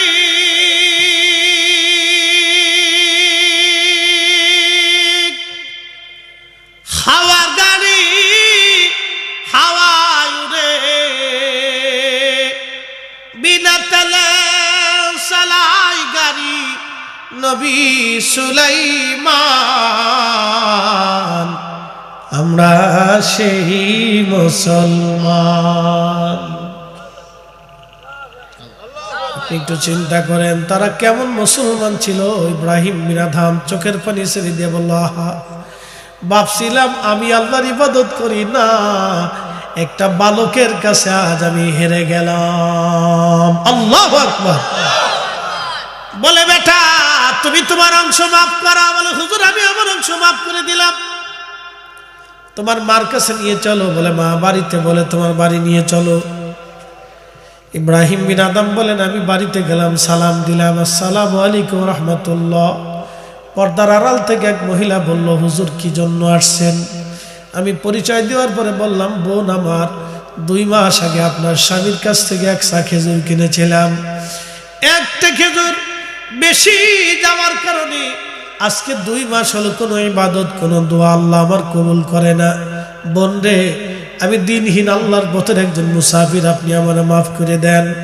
মহিলা ডাক ডাকাস, হুজুর ক্ষমা করে দিবেন। আমার স্বামী যখন খেজুর বিক্রি করেছিল তখন মালিক ছিল আমার স্বামী। আমার স্বামী আজকে দুনিয়ায় নাই, ওয়ারিশ সূত্রে আজকে আমরা 3 জন মালিক, আমার ছেলেটা, আমার মেয়েটা এবং আমি নিজে। হুজুর আমি আমার অংশ ক্ষমা করে দিতে পারি, কিন্তু আমার সন্তানের অংশ, মেয়ের অংশ ক্ষমা করার অধিকার আমার নাই। ইব্রাহিম বিন আদম কেঁদে দিয়ে বলল, বোন একই কথা আপনার ছেলেটাও বলছে। বোন আমার, আপনি ছেলের অংশ ক্ষমা করছে, আপনি আপনার অংশ মাফ করে দেন। বলে, হুজুর আমি আমার অংশ মাফ করতে পারি, কিন্তু আমার মেয়ের অংশ মাফ করার অধিকার আমার নাই। বলতেছে, বোন আমার, আপনার মেয়েকে ঠিকানাটা বলেন, বলে তার শ্বশুর বাড়ি বিয়ে দিয়ে ফেলছি। এরকম বউ যদি কারো ঘরে হয়, তার পুরা ঘরটা আল্লাহর জান্নাতের বাগান হয়ে যাবে। কথা কোন ঠিক কিনা? এখন আমরা দেশের বেডিতে বেশিরভাগ ফুচকা খাওয়া বেডি, চটপটি খাওয়া বেডি। স্বামী বিদেশ গেলে খালি টাকা পাঠানোর পরে খালি হুরুত করে মার্কেটে কেমনে দৌড় দেবে, পাখির মতো উড়ে উড়ে চলে যায়।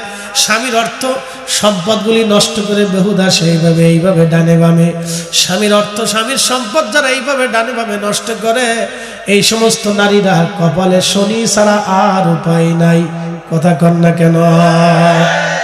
আমি ওয়াজ করলে আমারে আগামী বছর বেটিরা আর দাওয়াত দিবে না।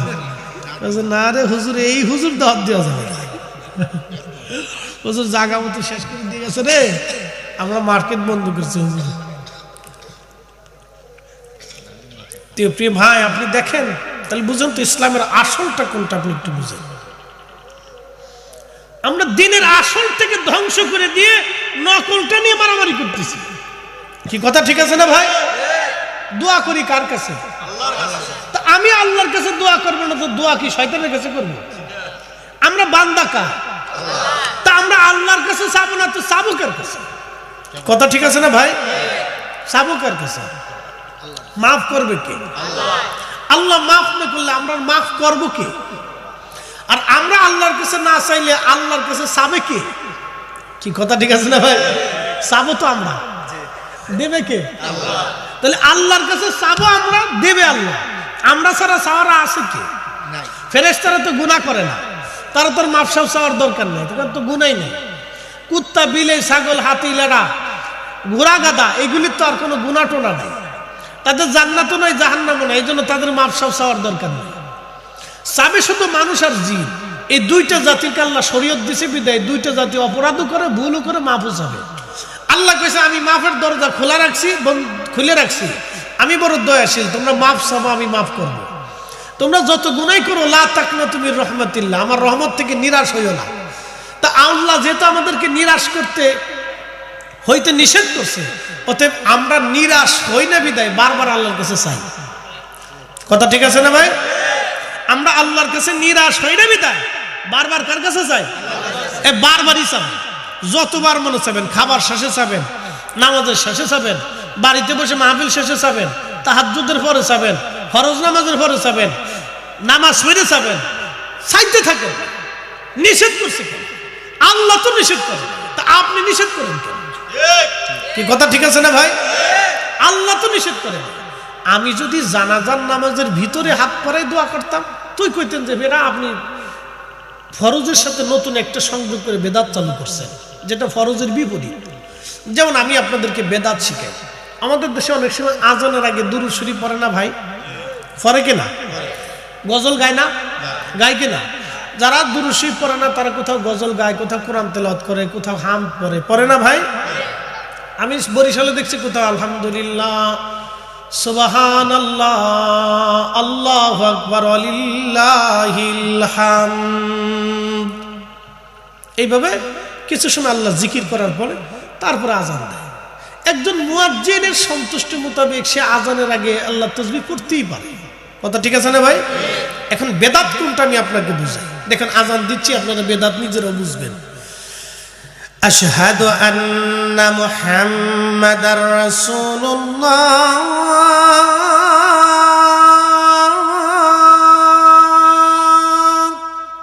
আসসালাতু ওয়াসসালামু আলাইকা ইয়া রাসূলুল্লাহ, আসসালাতু ওয়াসসালামু আলাইকা ইয়া হাবিবাল্লাহ, সুবহানাল্লাহ, আলহামদুলিল্লাহ, আল্লাহু আকবার।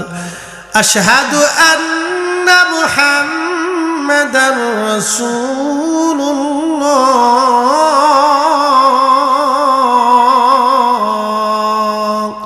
আসসালাতু ওয়াসসালামু আলাইকা ইয়া রাসূলুল্লাহ, আসসালাতু ওয়াসসালামু আলাইকা ইয়া হাবিবাল্লাহ, সুবহানাল্লাহ, আলহামদুলিল্লাহ, আল্লাহু আকবার। হাইয়া আলাস সালাহ,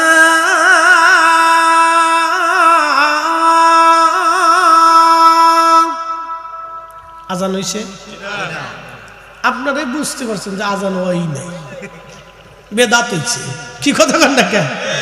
কারণ কি, আমি মূল আজানের শব্দমালার সাথে কিছু যোগ করা এবং বিয়োগ করা, এটা হলো বেদাত। আমরা উল্টাটারে বেদাত বলেছি। মূল আজানের শব্দমালার সাথে কিছু যোগ করা, কিছু বিয়োগ করা, এটা বেদাত। কি কথা বলেন না কেন? কিন্তু আজানের আগে যেটা পড়েন ওটা বেদাত না, ওটা মুস্তাহাব। পড়লেও পড়তে পারে, না হলেও না পড়তে পারে, ওটা আজানের অংশ না, ওটা দুরুদের অংশ, দুয়ার অংশ, জিকিরের অংশ। কি কথা কন না কেন? বেদাত সুন্নাত বুঝাইতে পারছি? এই বুঝে থাকবে, ফিরে ফিরে ঝগড়া ঝগড়ি করেন না, খালি আজের ঝগড়া। মানুষ সুদ খাই খেয়ে ধ্বংস হয়ে যেতেছে, এটার খবর নাই, এ তাহলে আজের ঝগড়া নিয়ে পড়ে গেছে। কষ্ট হইতেছে আপনাদের? আপনাদেরকে এগুলি বুঝানোর দায়িত্ব আমাদের। এগুলি ঝগড়া করেন না ভাই। যাদের বিরূপ যারা আছে, যারা বিরোধিতা করেন, তারা আমি জানি না, হয়তো দলের টানে মতের টানে করে ফেলেন। এগুলো করেন না ভাই, এগুলো না করাটাই ভালো। আপনি মানুষকে শিখান যে বাবা তুমি হালাল খাও, যেটা খাইলে মানুষের দোয়া কবুল হবে। আমি আপনারা আরেকটু বুঝাই, একটু বুঝেন। এই আমার দিকে তাকান, খুব সূক্ষ্ম পয়েন্টে বুঝবেন, এগুলো সূক্ষ্ম পয়েন্ট। একজন লোক শুয়োরের গোশত খাইয়া হেরেমে নামাজে দাঁড়াইছে, ধরেন নামাজ হবে? একসাথে বলে। তার পোশাক সুন্দর, কেরাত সুন্দর, চেহারা সুন্দর, লাহান সুন্দর, জায়নামাজ সুন্দর, নামাজ হবে? কারণ কি? হারাম। জোরে বলেন, কারণ কি? জোরে বলেন। একজন লোক সারাদিন পরিশ্রম করে 500 টাকা রুজি করে হালাল খাবার খেয়ে এসে নামাজে দাঁড়াইছে, তার পোশাক ছিঁড়া, লুঙ্গি ছিঁড়া, তালি দেওয়া, তার টুপিটাও ছেঁড়া, তালি দেওয়া, তার চেহারা অসুন্দর, চুল দাড়ি খুশকো খুশকো, সে নামাজে দাঁড়াইছে, নামাজ হবে? তাহলে আপনি বুঝে যান, আপনি আসল দিন বুঝে যান। মিলাদ নিয়ে, জানাজার পরে দোয়া নিয়ে, কোরআন খতম নিয়ে, ফাতেহা নিয়ে, এগুলি নিয়ে ঝগড়া করেন না। যারা নিষেধ করতে চান, করার দরকার নাই। আপনি আসলটা বুঝান। আপনি যাদেরকে নিষেধ করবেন তাদেরকে ওটা নিষেধ না করে আপনি তাদেরকে বুঝান যে আপনাকে আসল হালাল খাবার খেতে হবে। আপনি ওই মজলিসে আসেন, আপনাকে ওই মজলিস ছাড়তে কইছে কে? আপনি চাইলেই তো 10 জন জোগাড় করতে পারবেন না, কিন্তু মিলাদ দিয়ে তো আপনি 10 জন এক জায়গায় করতে পারতেছেন। কথা ঠিক আছে না ভাই? তা আপনি যেহেতু 10 মিনিট সময় পান, ওই 10 মিনিটে আপনি মিলাদের মজলিসে বসে তারে বুঝান যে বাবারে আপনার আজকে রসুলের দুরুদে আসছেন, আল্লাহ জিকিরে আসছেন, একজন মানুষ কবরে চলে গেছে, তার দোয়ার মাগফিরাতে আসছেন, বাবাজি আপনার সে কবরে চলে গেছে, আমরাও চলে যাব, আপনারা হালাল খাবার খান, এই দিন দিন দিন দিন মানেন। আপনি তারে বুঝান। আপনি যদি তারে নিষেধ করেন যে এটা করাই যাবে না, তো এরকম বহু মানুষ করা বাদ দিয়ে দিছে, কারো লাভ হয় নাই, শয়তানের লাভ হয়েছে। কি কথা ঠিক আছে না ভাই? বহু মানুষের বাড়ি ঘরে দোয়া দুরুদ বন্ধ হয়ে গেছে, কারোই লাভ হয় নাই, শয়তানের লাভ হয়েছে, কারো লাভ হয়নি। আপনি দেখাইতে পারবেন না যে দোয়া দুরুদ বন্ধ করিয়া নারীদের বেপর্দা বন্ধ হয়েছে? দেখাইতে পারবেন যে এক বাড়ির দোয়া বন্ধ হয়েছে, ওই বাড়ির বেপর্দা বন্ধ হয়েছে? দেখাইতে পারবেন না। তাহলে তো লাভ হয় নাই। তো যেখানে লাভ হয় না, তাহলে সেখানে আমি কেন এটা বন্ধ করতে চাই? আপনাদেরকে আমি সূক্ষ্ম পয়েন্ট দিয়ে বুঝাইলাম। এটা হলো সুস্থতা বোধের গল্প আর কি। আমি 50-50 করে আপনাদেরকে বুঝাইলাম। তো আল্লাহ আমাদেরকে সহি সমঝ দান করুন, সকলে বলেন আমিন। হযরত ইব্রাহিম বিন আদহাম রাহমাতুল্লাহ আলাইহি বলতেছিলেন, বোন আমার মেয়ের ঠিকানা দেন। বলো অমুক অমুক এলাকা অমুক বাড়িতে আমার মেয়েটা। শ্বশুর বাড়ি ইব্রাহিম বিন আদম রাহমাতুল্লাহ আলাইহি চলে গেলেন সেই বাড়ি। সালাম দিয়া বললেন, মা 2 মাস আগে তোমার আব্বাতনের কাছ থেকে আমি 100 খেজুর কিনেছিলাম।